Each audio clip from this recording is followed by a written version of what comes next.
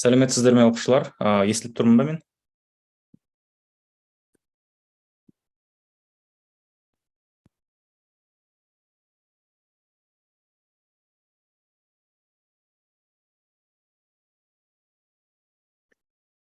Доступ ашық тұр, өйткені мына жақта доступты жабатынды таба алмай қойды модераторлар. Сол себеппен доступ ашық болып тұр. Сәлеметсіздер ме оқушылар?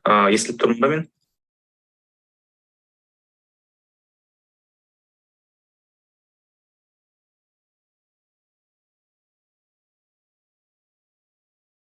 Я бүгін қыпшақты кешіресіздер, мынау қай группа?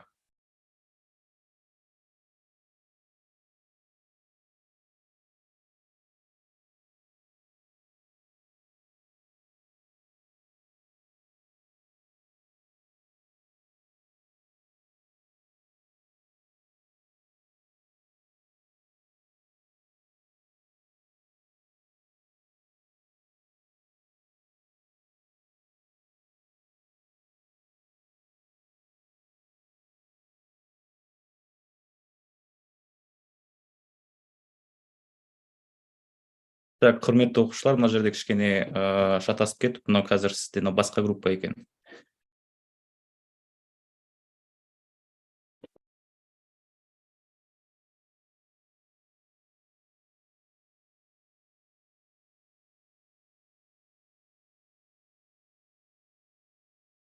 Я қазір мен қайтадан қосайын, жәнегі нені, бүгін өтетін тақырыбымызды.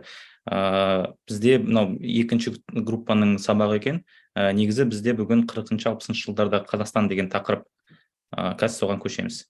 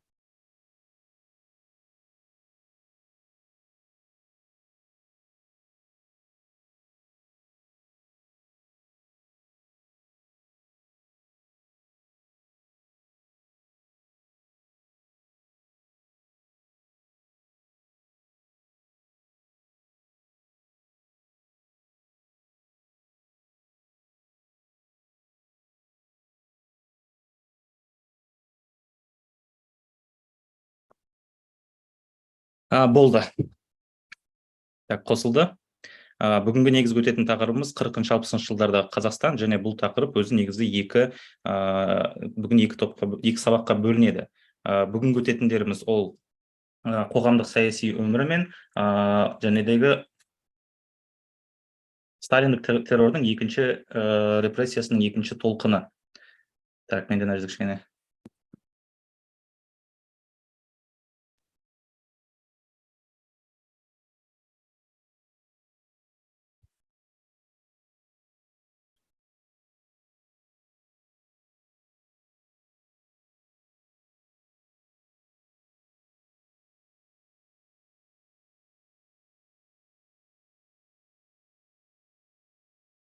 Так, все, бастайық. Біз қайтадан өтеміз әлі, бұл тақырыптардың бәрін басынан бастап өтеміз, бірақ біз бірінші 9-шы сыныптың материалын бітіру керекпіз. 9-шы сыныптың материалы біткеннен кейін біз уже жәнегі қайтадан бәрін басынан бастап, тас дәуірінен бастап қайталаймыз. Өйткені мен естіп жатырмын сіздердің жәнегі сабақтарыңызда бір сабақтың ішінде өте көп тақырып өтіпсіздер, оның бәрін жәнегі түсіну, енді меңгеру өте қиын. Сол себеппен біз енді асықпай, және де асықпай, бірақ на результат жұмыс істейтін боламыз. Сол себеппен біз қазір бірінші 9-шы сыныптың материалын бітіріп алайық. Одан кейін біткеннен кейін біз жәнегі жаңа қайтадан қайталауға көшеміз. Все, бүгінгі сабағымызды бастайық. Енді қоғамдық саяси өмір 40-60 жылдарда Қазақстандағы. Жалпы екінші дүниежүзілік соғыс аяқталғаннан кейін КСРО-ның экономикалық күші өте әлсіз болған. Өйткені мемлекет соғыстан енді шықты, жағдайлары өте қиын. Сол себеппен 1945 жылдан бастап, жалпы соғыс кездерінде 47 жылға дейін азық түлікті немесе еңбекшілерге керекті өнеркәсіп өнімдерін бәрін карточкамен беретін. Мына суретті қарасаңыздар, мына жерде карточка на хлеб деп тұр. То есть сіз жұмыс істейсіздер бір жерде, и ол жұмыста сізге зарплатаның орнына, ақшаның орнына осындай талондар береді. И осы талонмен сіз күн сайын магазинге барып, бір талон жұлып, нан алып отырасыздар. Мына жерде даже нанның қанша грамм екені жазылып тұрған. Мысал ретінде қараңыздар, 27 ноябрь нан 200 грамм деп тұр. Бір адамға күніне шамамен 200 грамм нан ғана мөлшерінде берілетін болатын. Бұның бәрі не себеппен? Өйткені мемлекеттің экономикасы өте төмен, наличный ақша жоқ мемлекеттің ішінде, және де тауардың тапшылығы болды. Тауар өте аз болған, любой тауар, оның ішінде нан ғана емес, оның ішінде сүт те бар, ет те бар, бәрі бар. Сол себеппен соғыс кездерінде 47 жылға дейін бүкіл КСРО-да осындай азық түлік және еңбекке, өнеркәсіпке керекті өнімдердің бәрін карточка мен талонмен ғана беріп отырған. Мысал ретінде бұны біз қазір Қазақстанда негізі талонмен беру деген бар. Мысалғы, мүмкін бір таныс шоферларыңыз бар шығар, мүмкін бір туысқандарыңыз шопыр болып жұмыс істейді. И осы жұмысшыларға жұмыс орындарынан талондар беріп тұрады. Талон на бензин. Мысалы 10 литр, 20 литр деп. Тура сол сияқты талондар осы КСРО заманында болған. Не себеппен десеңіз, КСРО заманында себебі мемлекеттің экономикасы өте төмен, ақша аз. Сол үшін 47 жылға дейін осындай карточкалар қолданылған, бірақ 47 жылы мемлекеттің экономикасы кішкене дұрыстай бастайды. Сол себеппен олар карточкалық жүйені жояды. То есть 47 жылдан бастап мына карточкалардың бәрін алып тастады. Одан кейін, соғыс аяқталғаннан кейін, Кеңес одағындағы негізгі күш ол коммунистік партия болды. Сіздер мектеп оқулықтарында немесе Жұбанышев тест жаттаған кезде КПСС, КПОК дегендерді оқып отырасыздар. КП дегеніміз ол коммунистік партия. Коммунистік партия ол Ұлы Отан соғысынан кейін иерархиялық пирамидалық құрылымға айналған. Ол дегеніміз коммунистік партия бүкіл Кеңес одағының азаматтарының өмірін реттеп отырған. Кішкентай кезінен бастап жұмысқа кіріп, жұмыс істеп жүргенге дейін. Партия қоғамдық ұйымдардың, кооперациялар, кәсіпорындар мен шаруашылық салалардың жұмысына басшылық жасаумен айналысқан. То есть бұл дегеніміз коммунистік партия бүкіл мемлекеттік ұжымдарға, мемлекеттік кәсіпорындар мен шаруашылықтардың үстінен басшылық жасап отырды. Бұның бәрі біз неден экономиканы өтетін болсақ, бұл жерде қазіргі әлемде өзі нарықтық экономика деген ұғым бар. Нарықтық экономика – это рыночная экономика. То есть қазіргі мысалы мемлекет негізі частный компанияларды нетпейді, тексермейді, ештеңке істемейді, басшылық жасамайды. Бірақ КСРО кезінде ешқандай частный компаниялар болмаған. Бәрі кәсіпорындар мен шаруашылықтардың бәрі мемлекеттікі болған. Сол себеппен бүкіл осындай кәсіпорындар, шаруашылық салалардың жұмысына басшылық жасаған коммунистік партия болып отыр. Бұл жерде түсінікті, Енді біз келесіне көшейік. Коммунистік партияның идеологиясы. Жалпы коммунизм идеологиясын сіздер осының алдында 9 класстың басында сіздер ақпан қазан төңкерістері деген тақырыптарды өткенсіздер. Ол тақырыптар бойынша бізде былай айтылған. Большевиктер мен меньшевиктер немесе ақтар мен қызылдар бір-бірімен соғысқа түседі де азамат соғысы болады. И сол азамат соғысының нәтижесінде билікке коммунистер келген. Коммунистердің басқа мысалға демократ немесе тоталитаризмнің үлкен айырмашылығы коммунизмда итальян сөзінен коммуна деген сөзден шыққан. Коммуна дегеніміз бәрі ортақ.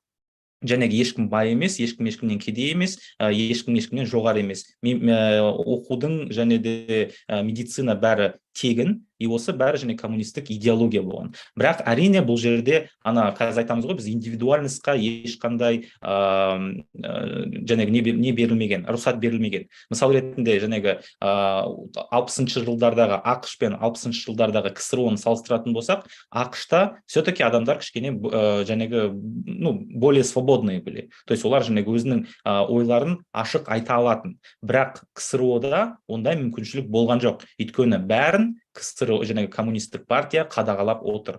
И басқаша ойлау да рұқсат берілмеген.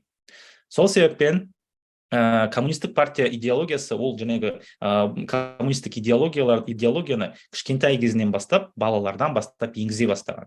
Мысал ретінде біз мына жерде оқысақ, коммунистік партияның идеологиясы бойынша кеңес одағының азаматтарына кішкентай кезінен бастап коммунистік құндылықтарды тарату.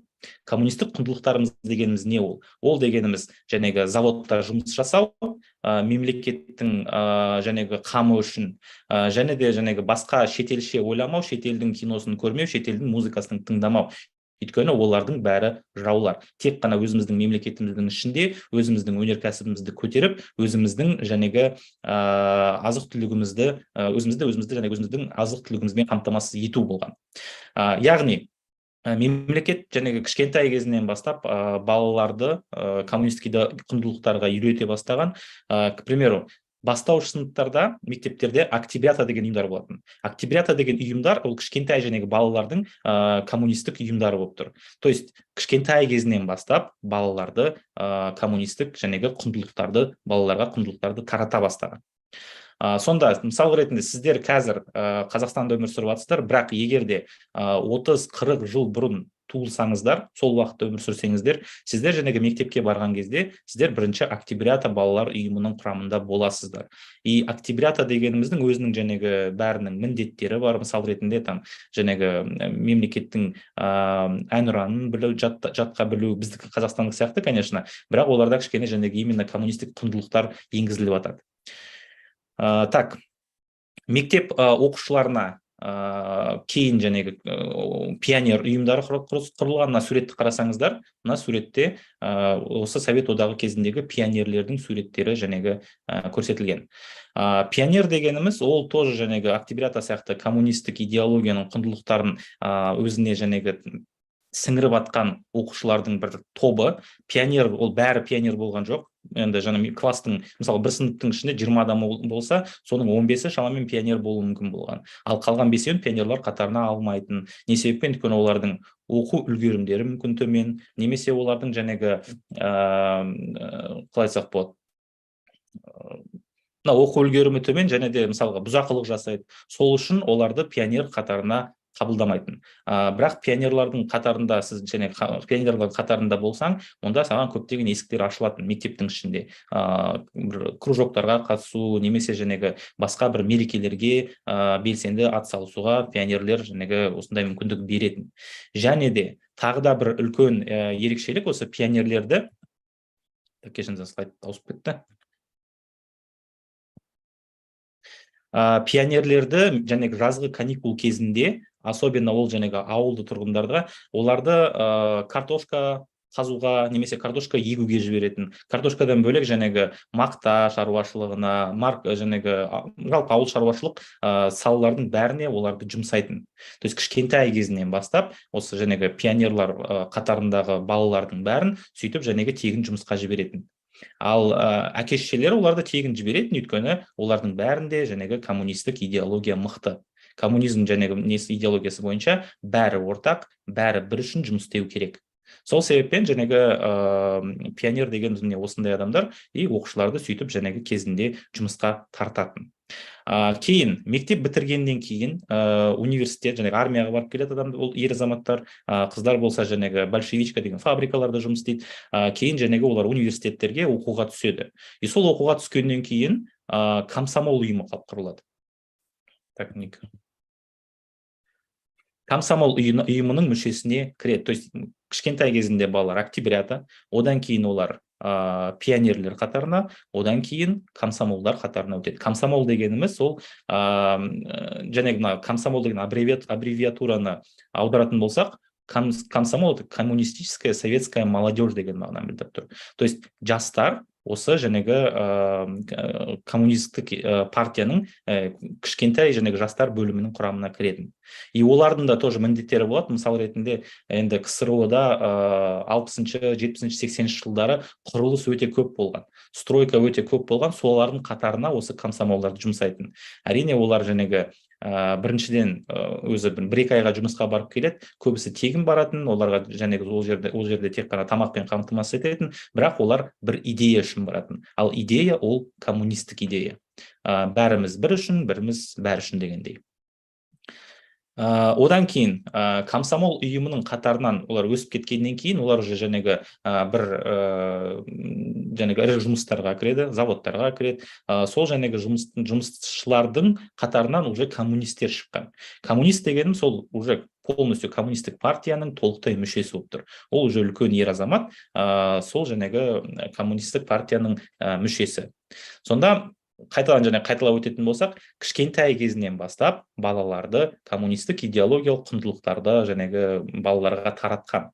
Ең кішкентай балалар жаңағы олар октябрята ұйымының құрамында, одан кейін жаңағы кішкене орташа сыныптағы оқушылар олар пионердардың ұйымында, жасөспірімдер олар комсомол ұйымында, және үлкен жаңағы ересек адамдар олар коммунистер қатарына қосылған болған. Так, жалғастырайық.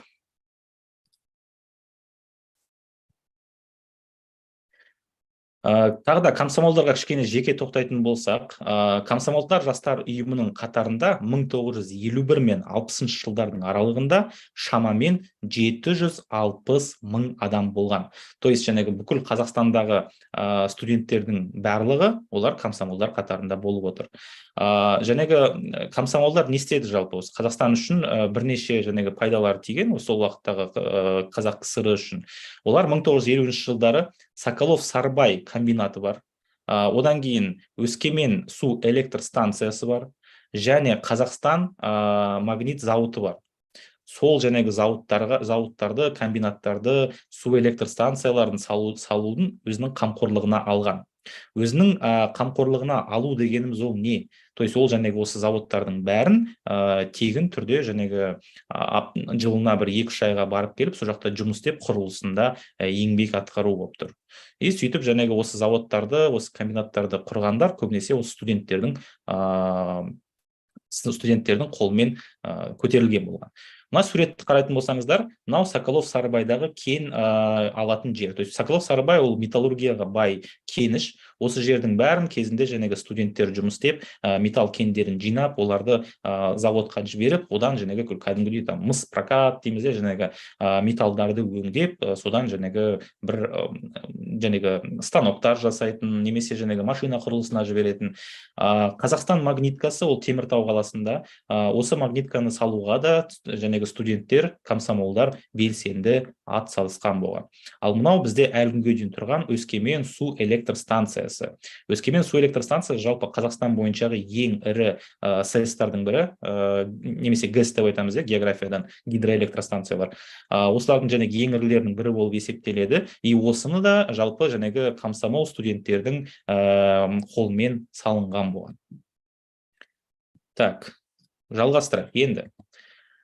Коммунистік партияның идеологиясын және біз айтып кеттік, жалпы коммунизм идеологиясын айтып кеттік. Енді коммунистік партияның идеологиясы бойынша олар Ұлы Отан соғысынан кейін коммунистік партия жаңағы өкілдерінің саны күрт өсе бастайды. То есть жаңағы өте көптеген адамдар коммунистік идеологияның құндылықтарын өзіне сіңірген болған. Мысал ретінде 1950 жылдарда республикадағы коммунистердің қатарында 59 мың адам болса, 1960 жылға қаратай уже 345 мың адам коммунистік партияның мүшесі болған. Енді ол уақытта КСРО халқының саны шамамен бір 40-50 миллион адамдай бар шығар. Мен қазір точно білмейді екенмін. Соның 345 мыңы шамамен 10% коммунистік партияның мүшелері болып тұр. Ол дегеніміз қазіргі мысалға Қазақстанмен салыстыратын болсақ, біздің Қазақстанда тоже көптеген партиялар бар, иә? Сіздер білесіздер, біздің жаңағы кезінде Нұр Отан деген партия болған, ол партия қазір Аманат болып кетті. Осы Аманат партиясында мысал ретінде бүкіл мектеп мұғалімдері, немесе жалпы мемлекеттік жаңағы қалай айтсақ болады, өндірістердің жұмысшыларының бәрі осы аманат партиясының мүшесі болады. Тура сол сияқты коммунистік партияның мүшелері де. Коммунистік партия мүшелерінің саны 345 мың адамға дейін жеткен. Ол негізі өте көп. Бүкіл республика бойынша осыншама адам как раз таки осы коммунизм идеологиясын сіңіріп, соның мүшелеріне айналған, коммунистік партияның мүшесіне айналған. Бірақ бір үлкен айырмашылық бар, мысал ретінде қазіргі Қазақстан мен сол кездегі КСРО-ның. Қазір Қазақстанда шынымен де-факто бірнеше партия бар, оның ішінде Аманат кіреді, оның ішінде Адал деген партия бар. Мен қазір даже есіме түспей тұр, қандай партиялар бар екенін. Бірақ бізде бірнеше партия бар. Ақ-жол деген партия бар, мысал ретінде. Бізде выбор бар. То есть, мысал ретінде сіздер ертең мектепті бітіргеннен кейін университетті оқисыздар, одан кейін бір жаққа жұмысқа кіресіздер, и мысал ретінде мүмкін бір партияның мүшесі болуға сондай мақсатыңыз болады, мысал ретінде. И сіздердің алдарыңызда бірнеше партияның выборы болып тұрады. И әрбір партияның өзінің бір қағидасы, идеологиясы бар, и әрбір партия өзінің бір жолымен жүреді. Сіздер сол партияның мақсатын оқып, мүмкін ол сіздерге жақын, мүмкін сіздерден алыс болып тұр. Сол себеппен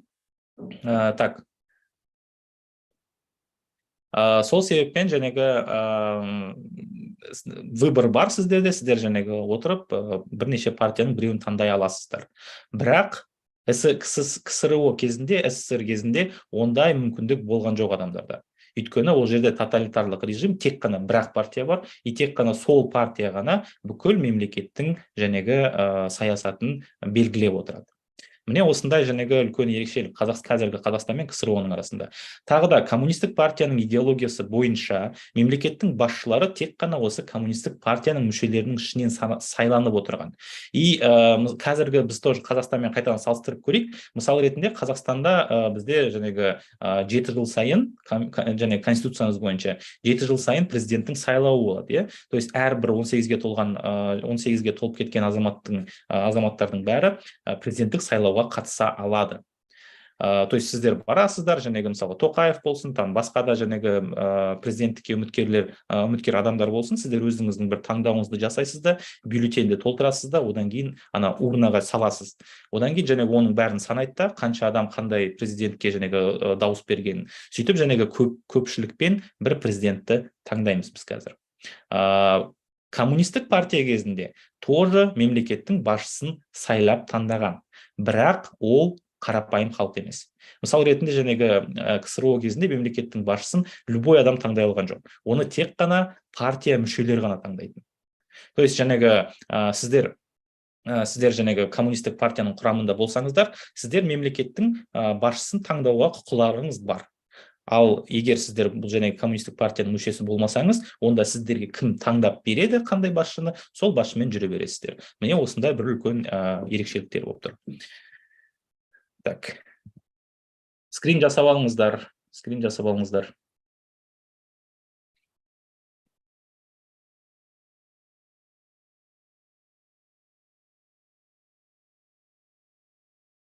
Ағай, слайд көп пе? Слайд шамамен бір 15-16 слайд бар.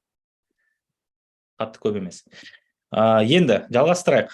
Коммунизм бойынша қазіргі замандағы коммунизмнің жағдайы қандай болып тұр? Жалпы 21-ші ғасырда коммунистік партиялар әлі күнге дейін бар. То есть ол көптеген мемлекеттерде бар. Қазақстанның өзінде бар, мысалы, коммунистік партия, Ресейде, Европа елдерінің дамыған демократиялық елдерінің өзінде де коммунистік партиялар бар. Бірақ олар мемлекеттің басшылығына жете алған жоқ көбісінікі. Шын мәнінде, бірақ қазір коммунистік партия тек қана 5-6 қана мемлекетте негізгі билік құрып отыр. Оның ішіне кіреді Қытай, Корей халық демократиялық республикасы, одан кейін Куба кіреді, Лаос кіреді, және Вьетнам деген оңтүстік шығыс Азиядағы мемлекет кіріп тұр. Осы елдерде әлі күнге дейін коммунизм және коммунистік партияның үстемдігі орнап тұр. То есть ол дегеніміз мемлекеттің басшылығында кәдімгідей коммунистік партия, и олар тоже өзінің президенттерін толық халық арасынан сайлай алмайды. Тек қана коммунистік партияның мүшелері ғана сайлап отыр. Мысал ретінде Қытайды алатын болсақ, Қытай бізде әлі күнге дейін коммунистік мемлекет. Жәнегі Қытайдың өзінің атауы айтып тұр. Китайская Народная Республика деп, Қытай Халық Республикасы, КХР, иә. Бұл мемлекеттің басшылығында коммунистік партия отыр, и олар коммунистік партияның мүшелері ғана өзінің жәнегі жаңа хатшысын сайлайды, то есть немесе президентін сайлайды. Қазір Қытайдың президенті Си Цзиньпин, бұл кісі жәнегі 30 жылға дейін тағы да Қытайдың жәнегі басшысы отыр. Бірақ Қытайдың басшысын Қытайдың халқының өзі сайлап отқан жоқ, оны сайлап отқан тек қана осы коммунистік партия мүшелері. Бірақ шын мәнінде қазіргі заманда коммунистік мемлекеттер өте аз. Өйткені коммунистік идеология, коммунистік құндылық кішкене жәнегі 20 ғасырдың соңына таман капитализмға жеңіліп қалды. То есть коммунизм, былай айтқан кезде, жұмыс істемейді деген сөз болып тұр.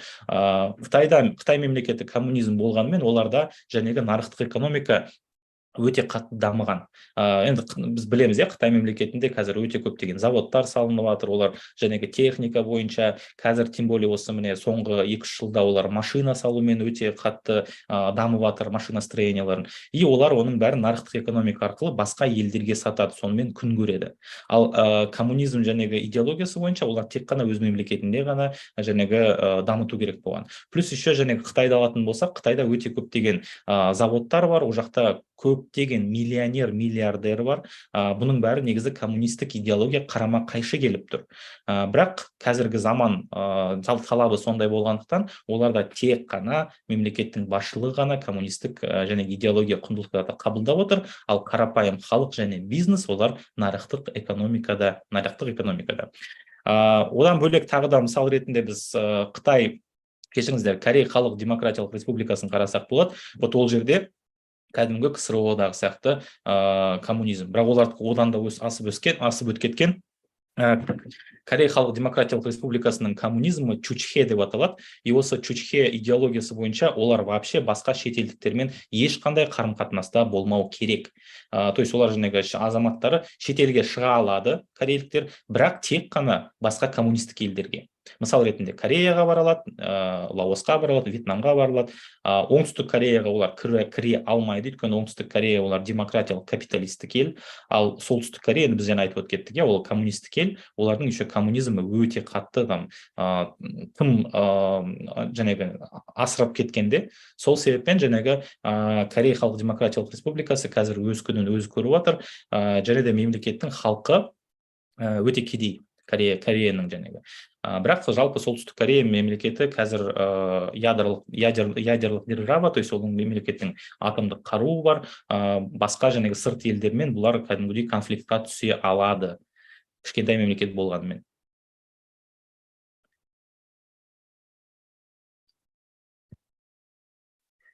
Енді Қазақстанның басшыларына келейік. Қазақстанның басшылары. Мына жерде теократиялық деген қандай мағына деген сұрақ туып тұр. Теократиялық монархия дегеніміз, ол негізі бұл дүние тарихы и географияның сұрағы. Теократиялық монархия дегеніміз, ол мемлекеттің басында дін басы тұрған елдер. Жалпы негізі кішкене тақырыптан ауысып кетті, сіздің жауабыңызға жауап беріп көрейін. Қазір әлемде бірнеше жәнегі басшылық құрылым бар, жәнегі монархия бар, потом жәнегі парламенттік республикалар бар, президенттік республикалар бар, және де теократиялық республикалар бар. Теократиялық республика дегендеріміз, ол жәнегі мемлекеттің басшылығында дін басы тұрады. Мысал ретінде жәнегі ислам елдерін алатын болсақ, ол жерде шейхтар бар. Шейхтар жәнегі бірінші очередте ол рухани басшылары, екіншіден ол саяси басшылары. Ватикан деген елді білеміз, мысалы бәріміз, Ватикан елінің басшысы Рим папасы. Рим папасы ол Ватиканның, енді саяси деп айту кішкене қиындау, бірақ енді негізі ол саяси басшысы. И екінші очередтен бұл кісі рухани басшы болып тұр. То есть теократиялық мемлекет дегеніміз, жаңа айтып өткеттік, сонда бұл мемлекеттің басында дін басыларының тұруы. Потом монархиялық елдер бар. Монархиялық елдерде жәнегі мемлекеттің басшылығында монархтар тұрады. Монарх дегеніміз ол король, князь, хан, сұлтан, император кете береді. Мысал ретінде қазір жәнегі Европа елінде 27, по-моему, 27 монархиялық ел бар. Оның ішінде жәнегі Ұлыбритания кіреді, Испания, Дания, Швеция, Азия елдерінде мысалға Жапония, Таиланд, олар корольдіктер. Осының бәрі жәнегі монархиялық елдер. И жәнегі президенттік республика және парламенттік республикаларымыз бар. Президенттік республиканың құрамында мысалы Қазақстан, Ресей, жәнегі тағы да қандай елдер, президенттік республикалар, там Украина деген сияқты ел. То есть ол жерде президент бүкіл мемлекеттің басшылығын ұстап отыр. Ал парламенттік республикаларда жәнегі мемлекеттің басшысы президент емес, мемлекеттің басшысы парламенттің басшысы. Парламенттің басшысы ол жерлерде премьер-министр деп аталады. Мысал ретінде Германия, Италия немесе Индияны алатын болсақ, ол жерлерде мемлекеттің басшысы премьер-министр. Ал Қазақ АКСР кезінде мемлекеттің басшысын біз хатшылар деп атағанбыз. Хатшылар деп атаймыз, жаңағы немесе оларды генсек деп атаған, генеральный секретарь. Хатшылар жаңағы мемлекеттің басшылығымен айналысқан, бірақ оларды халық таңдаған жоқ, жаңа айтып өткендей, оларды коммунистік партия таңдап отыр. Плюс еще жаңағы Қазақстан, Украина, там Белоруссия, Грузия, бүкіл Совет одағының мемлекеттерінің басшыларын Мәскеудегі басты жаңағы не бар? Басты компартияның жиналысы бар, сол жерде тағайындайтын. И сол себеппен мысал ретінде біз Қазақстанның хатшыларын қарайтын болсақ, көбісі Қазақстанға ешқандай қатысы жоқ адамдар болатын. Жалпы 20-шы жылдан бастап, осы 20-шы ғасырдың 20-шы жылдан бастап, Қазақстанды басқарған қазақтардың саны там бір қолымыздың саусақтарымен ғана санап шықсақ болады. Оның ішінде ең танымалдылары Жұмабай Шаяхметов деген кісі, одан кейін және бәріміз білетін Дінмұхамед Қонаев бар. И то Жұмабай Шаяхметов деген кісі қазақ болғанымен, ол кісі Қазақстанда тумаған. Ол кісі Ресейдегі Орынбор қаласы, или Омбы қаласы, сол қаласының тумасы. Енді біз хатшыларға жеке келейік. Қараңыздар, хатшылар бізде Жұмабай Шаяхметов деген бар. Бұл кісі 1949 бен 1954 жылдардың аралығында басқарған мемлекетті. Потом одан кейін Пантелеймон Пономаренко деген кісі, міне мына суреттегі. Одан кейін Леонид Брежнев деген бар. Ол 55 пен 56 жылдардың аралығында бір жыл бойы Қазақстанды басқарды. Кейін 56 мен 57-де Иван Яковлев деген кісі, и 57 мен 60 жылдарда Николай Беляев деген.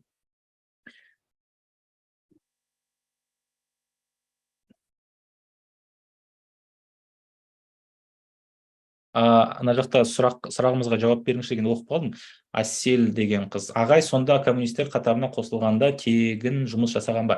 Жоқ, әрине тегін жұмыс жасаған жоқ. Коммунистер это кәдімгі уже үлкен ер азаматтар, олардың кәдімгі зарплаталары бар, олар өздерінің зарплатасына жұмыс істеген. Және де үкімет көп жағдайда тегін үй беретін. Тегін үй деген кезен полностью тегін емес, ол мысалы үйлерді бір зауыттарға арнап салған. И сол зауыттағы жұмысшыларға сол пәтерлерді беріп отыратын. Сол себептен мысал ретінде Алматы қаласының тұрмалары болса, мына жаңа қалада, ой, кесіңізді начатта, Алматы қаласында ескі хрущевкалар бар, и сол хрущевкалар өте кішкентай ғана, шағын, мысалы кухнялары кішкентай, там спальнялар кішкентай, залдар кішкентай, и осы үйлердің бәрін кезінде заводтарға арнап салған. Себебі тез салу керек болды бірінші очередте, екіншіден оны көбірек салу керек болды. Сол себеппен кішкентай пәтерлер жасайтын, и оларды сол заводта жұмыс істейтін адамдарға беретін.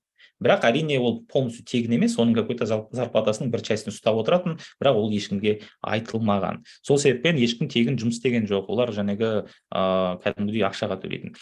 Қонаев бойынша, Қонаевты біз келесі тақырыпта өтеміз. Бүгін бізде 40-60 жылдарда Қазақстан болғандықтан біз тек қана 60 жылдарға қатысты хатшылардан айтып отырмыз.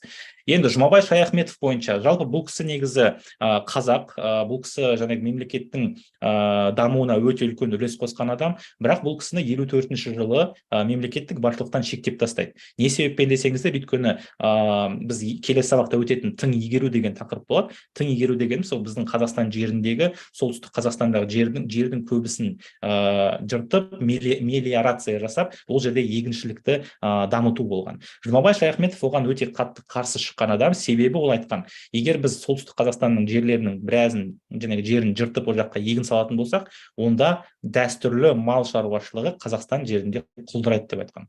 Және де ана жер ертең көптеген шаруашылыққа жарамсыз болып қалады деп есептеген. Сол себеппен Жұмабай Шаяхметовты 54-ші жылы оны алып тастайды.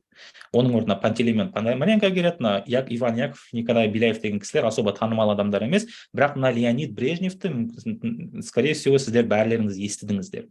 Леонид Брежнев деген кісі, міне мына суретте көрсетілген адам. Леонид Брежнев бұл кісі басында қазақ КСР-ның бас хатшысы болған, кейін ол кәдімгі КСРО-ның бүкіл КСРО-ның басшысына айналған кісі. То есть Леонид Брежнев басында Қазақстанды басқарды, одан кейін ол бүкіл КСРО-ны басқаруға бет бұрған. Міне осындай адам болды. Иә, эрозия болады екен дейді. Дұрыс айтасыздар, эрозия. Так, дальше кеттік. Енді тақырыбымыздың екінші несіне көшейік, екінші частина. Ол 40-60 жылдардағы Қазақстан ұлт зиялыларының қудалаудың жаңа толқыны. Сіздер осының алдында шамамен 37-38 жылдарда Қазақстанды өткен кезде ол жерде сіздер сталиндік террор деген терминмен таныстыңыздар, иә?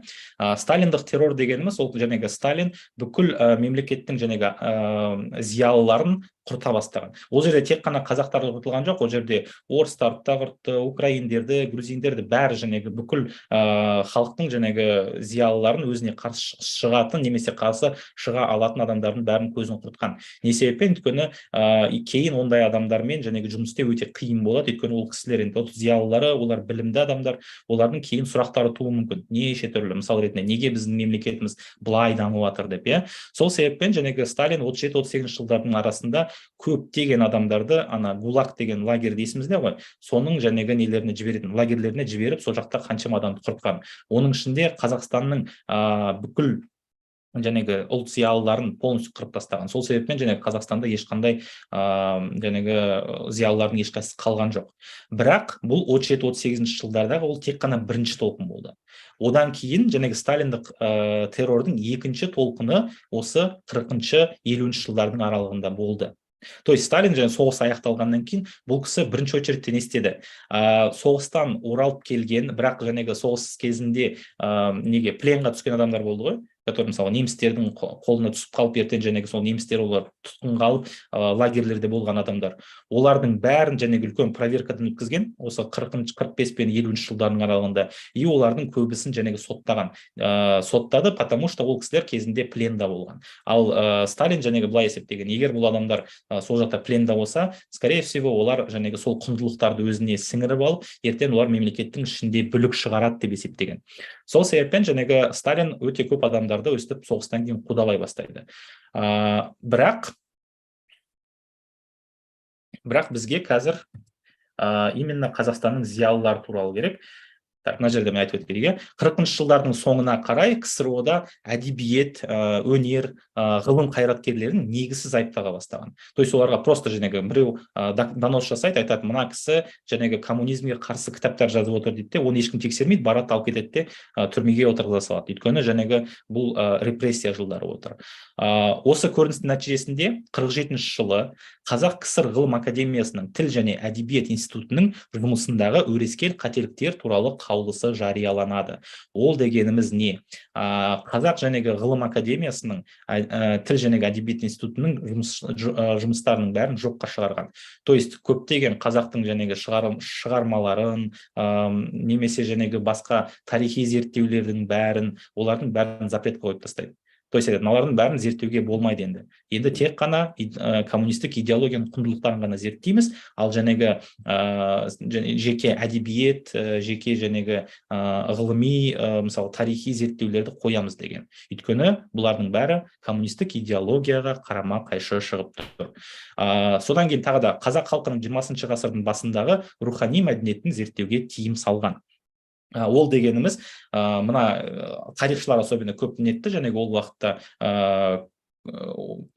тарихшылардың көбісін қудалаған. Өйткені ол кісілер 19-шы ғасыр, 18-шы ғасырда Қазақстан тарихын зерттеген адамдар болған. Бірақ бұлардың бәрі коммунистік құндылықтарға қарама қайшы келіп тұрғандықтан, олардың бәрін соттап түрмеге отырғызған. И тек қана Қазақстанның КСРО-ның құрамына қосылғаннан кейінгі ғана тарихын зерттеуге рұқсат берген. Сол себеппен жалпы біздің Қазақстан тарихы қатты бұрмаланып кеткен осы 40-шы, 60-шы, кейін 70-інші жылдарда.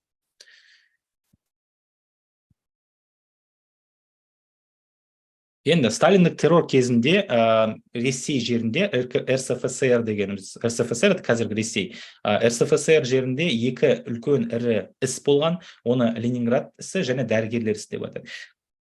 Қысқаша тоқтайтын болсақ, Ленинград ісі дегеніміз Ленинград — это қазіргі Санкт-Петербург қаласы. Осы қала өзінің облысымен бірге Сталинға мынандай донос жеткізеді. Осы елдегі мына Николай Вознесенский, Петр Попков деген кісілер бар, Александр Кузнецов деген. Осы кісілер Санкт-Петербургты КСРО-ның құрамынан бөліп алғысы келіп тұр дейді. И оны біреу сөйтіп Сталинға жеткізеді. Сталин ешқандай тексерусіз, ешқандай енді доказательствосыз барады да мына кісілердің бәрін түрмеге отырғызып тастайды. И бұл негізі КСРО-да кезінде сондай дүрсіл күндірген істердің бірі болды. Осы істен кейін жалпы бүкіл зиялыларды қудалай бастаған. Өйткені мына кісілер, Николай Вознесенский, Петр Попков деген, олардың көбісі білімді, мықты адамдар болған. И осыдан кейін қазақтардың, орыстардың зиялыларын тоже қудалай түседі. Медицина және биология саласындағы ғалымдарға космополит, яғни өзгеше ойлайтын деген айып тағылған.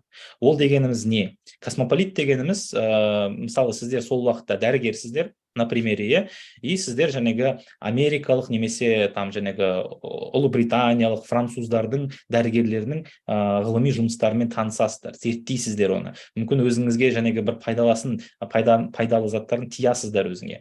Бірақ сіздерге космополит деген айып тағып тастайды. Өйткені сіздер шетелдік ғалымдардың ғылыми зерттеулерімен танысып, олармен жұмысыңызда қолданып жатсыздар. Сол себеппен сіздерге өзгеше ойлайтын адамдарды айып тағады да, и сіздерді тоже соттап тастайды. Өйткені бұның бәрі коммунистік идеология қарама қайшы келіп тұрған. Сталиннің оның қасындағы адамдардың пікірінше. 1950 жылы КСРО-ның денсаулық сақтау министрлігінің мәліметі бойынша жаза тартқандар осы космополит деген айып тағылып, және де басқа айыптармен жазаланған өзгеше ойлайтын адамдардың саны 90 мыңнан асқан. Ойлаңыздаршы, 90 мың адамды осылай лагерлерге, түрмеге отырғызып тастаған. Өйткені олар шетелдік кітаптарды оқыған, шетелдік ғылыми зерттеулерді оқыған болған. Тура осы Ленинградтық ісімен дәрігерлер ісі сияқты үлкен ірі бір іс болды Қазақстан жерінде. Бұны біз Бекмаханов ісі деп атаймыз. Жалпы Бекмаханов деген кім? Ермахан Бекмаханов деген кісі, бұл кісі қазақтың бір ең танымал, ең ірі тарихшылардың бірі болып есептеледі. Бұл кісі 19 ғасырдағы 19 ғасырдың 20-40 жылдарында Қазақстан деген монографиясын жазады. Бұл кісі Қазақстан тарихының 3 томдығын жазған кісі. И осы монографияны жазғаннан кейін 19 ғасырдың 20-40 жылдарында Қазақстан деген. Ол жерде ол кісі Кенесарыны ақтап жазған. Кенесары жалпы КСРО-ның идеологиясы бойынша Кенесары біздің ханымыз, ол кісі қарақшы болған. То есть разбойник болған, мемлекетке қарсы шыққан адам деп сөйтіп қарастырған. Бірақ Бекмаханов Кенесары туралы бүкіл шындықты жазды. Ол кісі Ресей империясына қарсы шыққаны туралы жазды. Сол себеппен Бекмахановты айыптап тастайды. И оған өзінің доностарын жазған, өзінің қасында бірге істеп жүрген ғалымдар екен. Сөйтіп Бекмаханов туралы газетте шығады, Правда газетінде ресми айыпталады Бекмаханов. И осы айыптан кейін оны түрмеге 25 жылға отырғызып тастаған. КСРО реально қиял болыпты ғой дейді. Қиял болған олар. Бекмаханов 25 жылға отырғызып тастайды түрмеге, потому что ол кісі кәдімгі Қазақстан тарихын зерттеп, Кенесарын ақтап шыққаны үшін ғана, то есть ғылыми жұмыс жасаған үшін ғана оны түрмеге отырғызып тастаған. Бірақ ғалымдардың көмегімен, басқа ірі ғалымдардың көмегімен 54 жылы Бекмахановты қайтадан ақтап шығады. Ол кісі шамамен, шатаспасам, по-моему, где-то 4 жыл түрмеде отырды ғой деймін. 54 жылы неге оны ақтап шығара алды? Себебі 53 жылы мемлекеттің басшысы сол уақыттағы Иосиф Сталин қайтыс болды.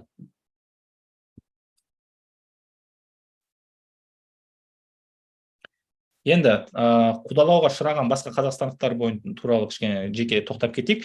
Екінші дүние соғыстан кейін негізсіз саяси айыпталған ғалымдар қатарында бірнеше адам болған. Кәдімгі ірі ғалымдарымыз қазақтың. Это Әлкей Марғұлан, Қаныш Имантайұлы Сәтбаев, потом Жұмалиев, Ысмайылов, Сүлейменов, Кеңесбаев сынды ғалымдар кәдімгідей айыпталып, олардың ғылыми еңбектерінің бәрі жоққа шығарылған болған. И көбісінің ғылыми еңбектерін даже жойып жіберген. Өйткені олардың бәрі коммунистік идеологияға қарсы деп. және де 40-50 жылдардың арасында саяси қудалаудың құрбаны болған өнер адамдары да бар. Оның ішінде өте көптеген жазушылар, өте көптеген жаңағы актерлар бар, әншілер бар, музыканттар бар, олардың көбісін жаңағы саяси қудалаған, өйткені олар ұлттық насихатты жүргізген үшін.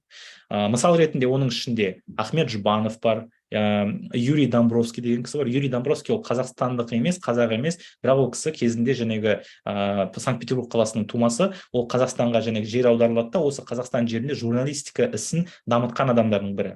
Бірақ ол да жаңағы коммунистік идеология қарсы шықты деп оны айыптап тастайды да, и оны жаңағы түрмеге отырғызып, кейін тағы да басқа қалаға қаратай неге жіберіп тастаған, қудалауға жіберген. И тағы да Мұхтар Әуезов бар. Мұхтар Әуезовті бәріміз білеміз, қазақтың ірі жаңағы әдебиетшілерінің бірі. Так.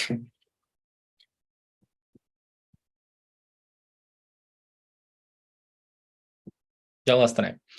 Осындай қудалаудардың нәтижесінде Қазақстанның өте көп азаматтары түрмелерге және де еңбекпен түзейтін лагерлерге кеткен болған.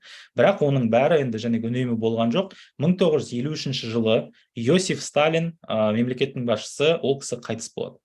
Қайтыс болғаннан кейін жаңағы мемлекеттің басшылығына суреттегі Никита Хрущев деген кісі билікке келген.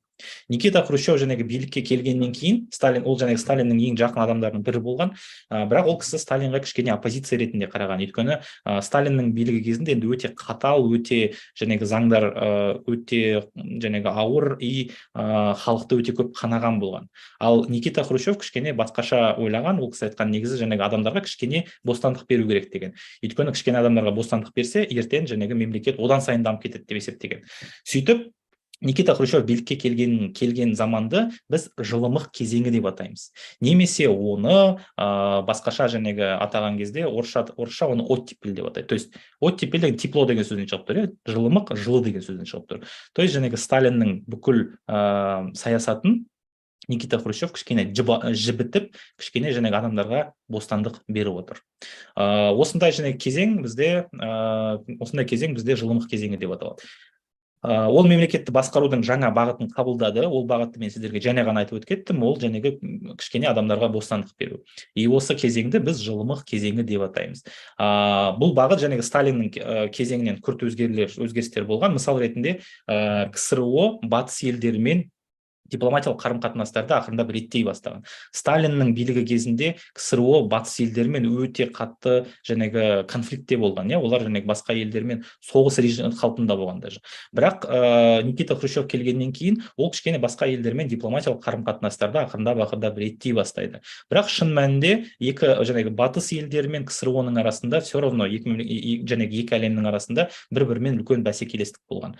Оны біз еще қырғи қабақ соғысы деп атаймыз. Немесе орысша холодная война деп аталады. Бірақ Хрущев осындай міне бірінші қадамдарды жасаған. Кішкене дипломатиялық қарым-қатынастарды жаңағы нығайту үшін. Және де Хрущев туралы бір қызықты дерек бар. Бұл кісі жаңағы Американың шаруашылығына қарайды да, айтады, Америкада кукуруза көп өседі екен дейді. Ал кукурузадан олар көп нәрсе жасайды. Кукурузадан тамақ жасайды, жаңағы кукуруза тек қана попкорн емес, біз білетін, одан жаңағы ұн жасайды, ұннан нан жасайды, жаңағы кукурузаның сыртынан тоже жаңағы несін жапырақтарын да қолданады. Ол кісі қызыққан Американың кукурузасына.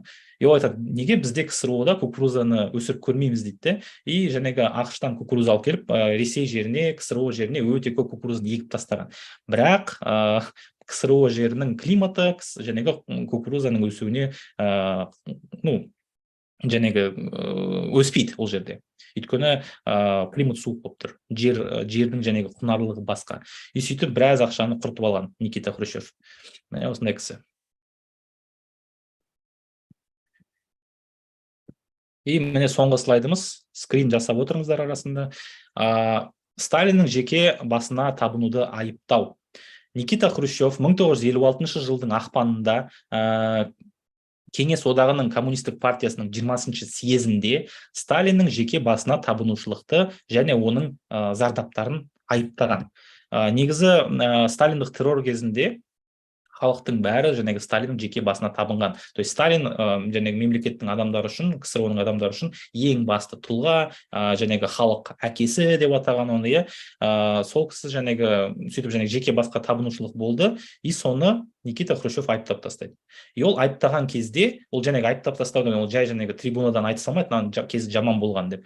Ол жерде өте көптеген жаңағы өзгерістер болады. Мысал ретінде, Сталиннің суреттерін бүкіл жаңағы мемлекеттік ғимараттарда, бүкіл жаңағы мемлекеттік мекемелерде Сталиннің суреті Лениннің суретімен бірге тұратын, екі портрет тұратын, иә. Немесе оның Сталиннің бюсттары, анау мүсіндері. Соның бәрін жаңағы бүкіл жаңағы КСРО-дағы Сталиннің суреттерін бәрін алып тастаған. Өйткені Никита Хрущев осы ККП-ның 20-шы съезінде Сталинді толықтай айыптап тастайды. Тағы да қандай өзгерістер болды? Мысал ретінде, Ермахан Бекмахановты түрмеден босатты. Жаңа айтып өттік, ол кісі жаңағы 25 жылға сотталған, бірақ 54-ші жылы Сталин қайтыс болғаннан кейін бір жылдың ішінде оны қайтадан ақтап шығарып алды. Тағы да басқа мемлекеттің қайраткерлері, мысал ретінде Сәкен Сейфуллин, бұлардың бәрі 37-38 жылдардағы репрессияға ұшыраған адамдар, оларды да неше түрлі айыптар қойған, там жаңағы халық жауы деді, жапон тыңшысы деген көптеген айыптар болды. Солардың жаңағы айыптар тағылып, олардың бәрін атып тастаған, түрмеде құртқан, в общем. И олардың жаңағы аттарына қара келтірген. Мысал ретінде Сәкен Сейфуллиннің Тар жол тайғақ кешу деген ірі шығармасы бар, иә. Ол шығарма кәдімгі запретте болған. Өйткені жаңағы ол шығарманы шығаруға болмайды, өйткені ол шығарманы жазған халық жауы деп есептелген. Ал Сталин қайтыс болғаннан кейін Сәкен Сейфуллин, Бейімбет Майлин, Жан Сүгіров, Нұрмақов, Асфендияров бар, Жандосов, Мендешев деген кісілердің аттарын қайтадан ақтап шығады.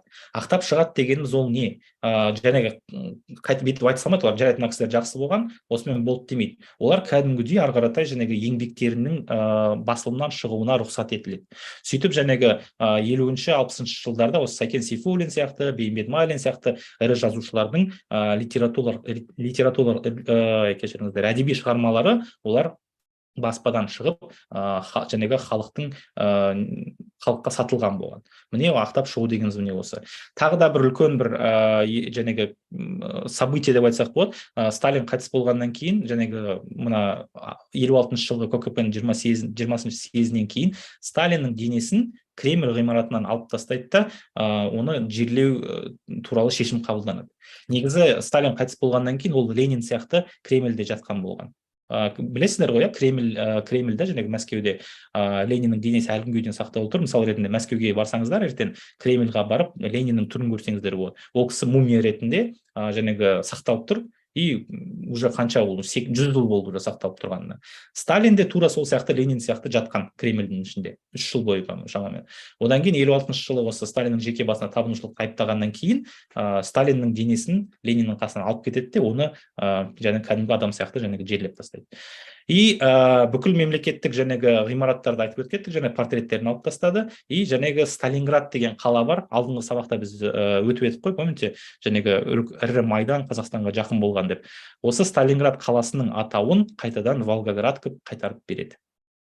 Осындай жағдай.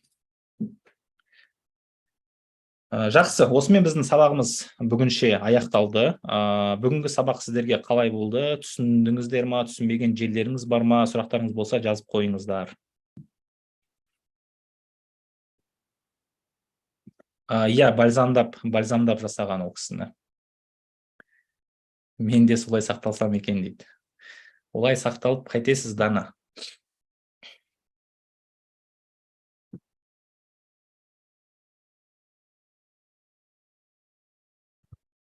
Сабақ тема болды. Рахмет барлықтарыңызға. Сұрақтарыңыз болса қойып алыңыздар, бізде мына жерде тағы да 2 минут уақытымыз бар.